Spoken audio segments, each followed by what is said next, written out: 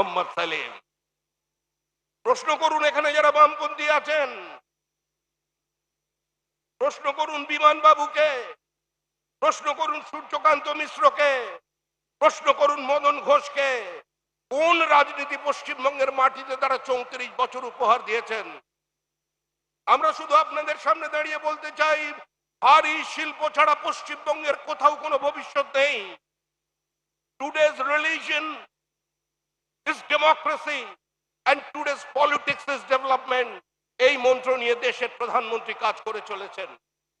আর একটি বিশেষ কথা স্মরণ করিয়ে দিতে চাই, যতদিন বিজেপি থাকবে কোন বাংলাদেশ থেকে আগত হিন্দু উদ্বাস্তুর কেশাগ্র কেউ স্পর্শ করতে পারবে না। যতদিন বিজেপি থাকবে কোন দিন পশ্চিমবঙ্গের মাটিতে কোন ভারতীয় মুসলমানের বিরুদ্ধাচরণ করতে কেউ পারবে না। কিন্তু ভারতবর্ষ ধর্মশালা নয়, ভারতবর্ষ রোহিঙ্গাদের জায়গা নয়, ভারতবর্ষ বাংলাদেশে অনুপ্রবেশকারীদের জায়গা নয়। যারা minority has a right to self ডিটারমিনেশনের নাম করে এই দেশকে ভাগ করেছিলেন, যারা আপনাদের সামনে দাঁড়িয়ে বলেছিলেন আজকে লিয়া পাকিস্তান লড়কে লেঙ্গে হিন্দুস্তান, আজকে তাদের সেই র্যাডিকালাইজেশন শুরু হয়েছে বাংলাদেশে, এগিয়ে আসছে ধীরে ধীরে আমাদের পশ্চিমবঙ্গের দিকে।